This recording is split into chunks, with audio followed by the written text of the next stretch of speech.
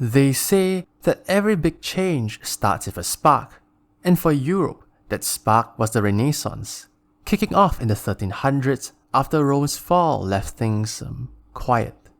This wasn't just a comeback, but a full-on cultural explosion.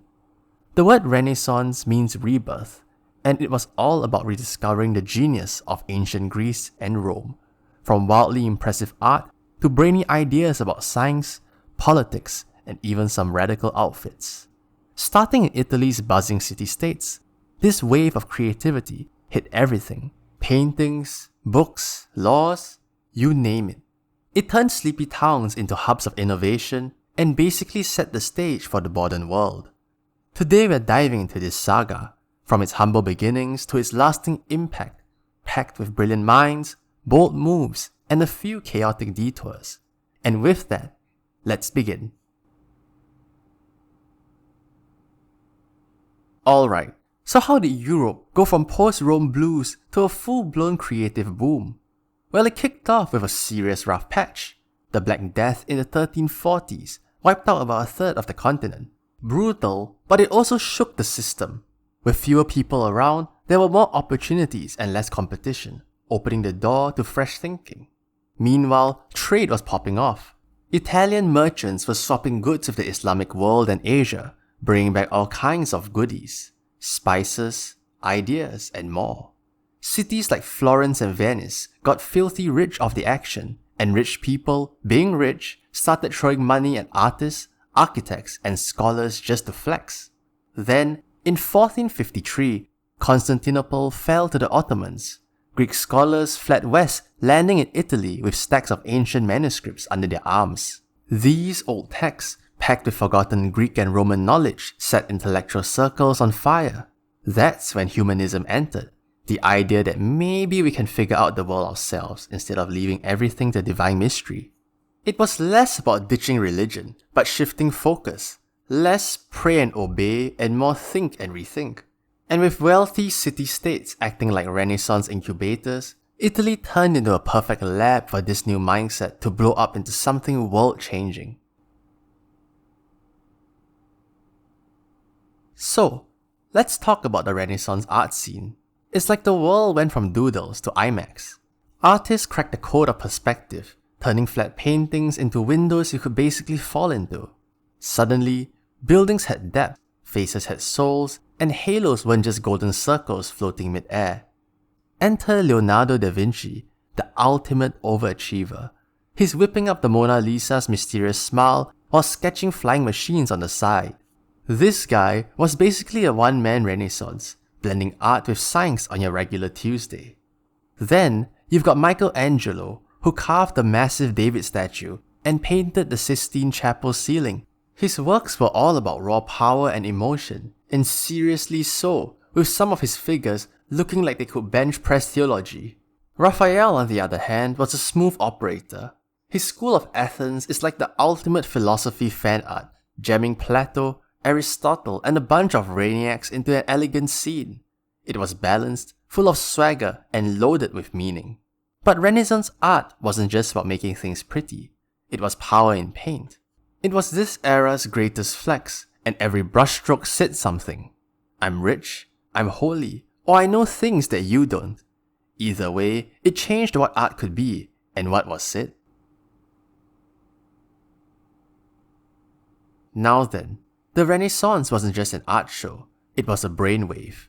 Around 1440, Johannes Gutenberg pulled out with the printing press, and boom, books went from hand-copied monk scrolls to mass-produced brain fuel. Now, instead of one dusty manuscript locked in a monastery, you had whole shelves popping up across Europe, spreading ideas fast and loud. Humanism continued its reign. Thinkers like Erasmus started pondering the idea of thinking for themselves.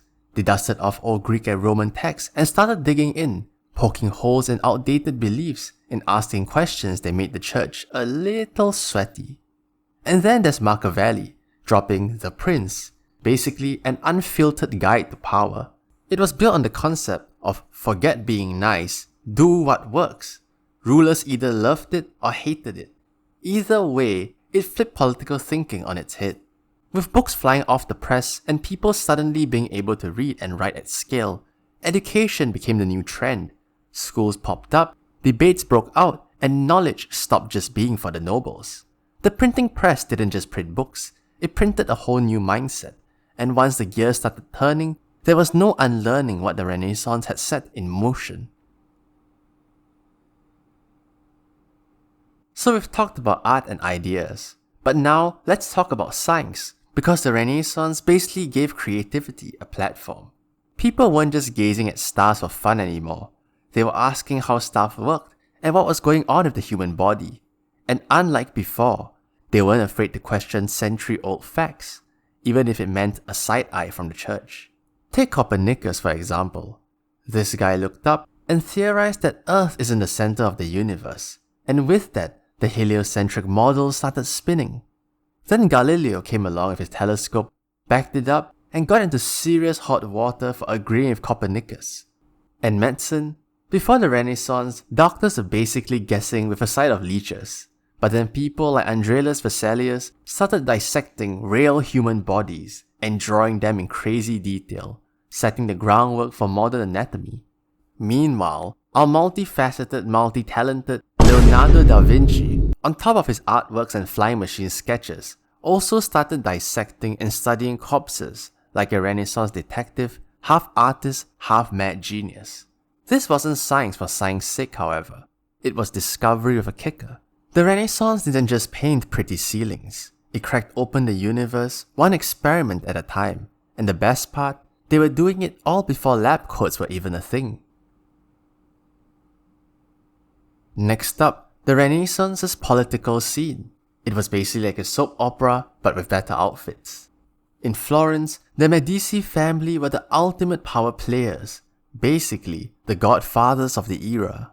These bankers turned rulers, funded artists like Michelangelo and Leonardo like they were running the world's fanciest Kickstarter, all while pulling the strings behind the scenes.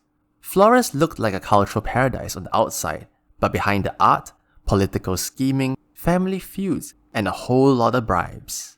Italy at the time wasn't one big happy country, but a chaotic patchwork of city-states like Venice, Milan, and Naples, all trying to one-up each other. Think of it as a high-stakes game of chess, with every move as a gamble for control, and the Medici played it like pros. Alliances flipped like pancakes, betrayals of business as usual, and every city wanted to be the main character. Zooming out, the rest of Europe was watching and taking notes. The monarchs wanted in. Francis I flexed Renaissance bling with chateaux and commissioned masterpieces to boast his royal rep. Over in England, Elizabeth I mastered the art of the image, literally, turning portraits into publicity campaigns. Kings and queens weren't just swinging swords anymore, they were curating fervor. Even diplomacy leveled up. Instead of settling everything on the battlefields, rulers sent ambassadors, signed treaties, and stirred up drama from a distance. Every castle, cathedral, or over-the-top mural was a political maneuver, proof of power, wealth, and who you didn't want to mess with. The Renaissance wasn't just a rebirth of beauty, it was politics with a paintbrush, a plan, and a chessboard. Okay, so the Renaissance started as Italy's big moment, but it didn't stay in the boot for long. It went on a full frenzy across Europe. Up north, places like Germany, the Netherlands, and England caught the creative fever, but added their own twist. The Northern Renaissance got real detail. Artists like Jan van Eyck painted every wrinkle and fabric with hyperrealism before 4K was even a thing. Over at England, well, they brought the drama, literally, with William Shakespeare rolling in with plays like Romeo and Juliet, Hamlet, Macbeth, all that love, murder, and existential dread all in one go. Theatre basically became a Renaissance version of Netflix, and people couldn't get enough. So how did this wave spread? Well, think of trade routes as the Renaissance's Wi-Fi. Goods, books, and clever ideas zipped across the borders. Gutenberg's printing press turned once rare manuscripts into the equivalent of viral content, and royal marriages helped too, with Italian style and smarts hitching a ride to French, Spanish, and English courts. Everyone added their own local flavor. France went full chateau, Spain leaned into exploration and religious flair, and Germany got deep into church reforms. This wasn't Italy's exclusive glow anymore. It was all of Europe's group project, remixing the Renaissance into something bigger than anyone expected. Alright, the Renaissance was this big shiny party of ideas, but even the best parties get a little messy. In 1517, a German monk named Martin Luther got fed up with the Catholic Church, so he grabbed a hammer and nailed 95 theses to a church door, and boom, Europe's spiritual scene cracked wide open. The Protestant Reformation had officially kicked off, and suddenly, people were picking sides like it's a theological dodgeball game. New Christian denominations popped up, the Catholic Church got defensive, and kings started using religion as a political weapon. Entire regions split, and wars weren't far behind. What had started as a cultural rebirth now stirred up deep questions. Who decides what's true? Do we have to accept tradition just because it's old? Why do we trust the Pope if he's wrong? Those questions didn't just rattle the church. They shook monarchies, legal systems, and the whole idea of authority.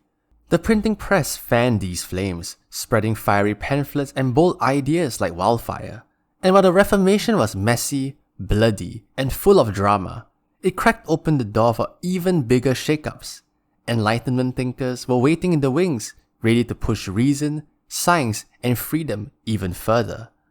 So yeah, while the Renaissance sparked some beautiful art, it also lit the fuse for revolutions in how people saw truth, power, and the world itself.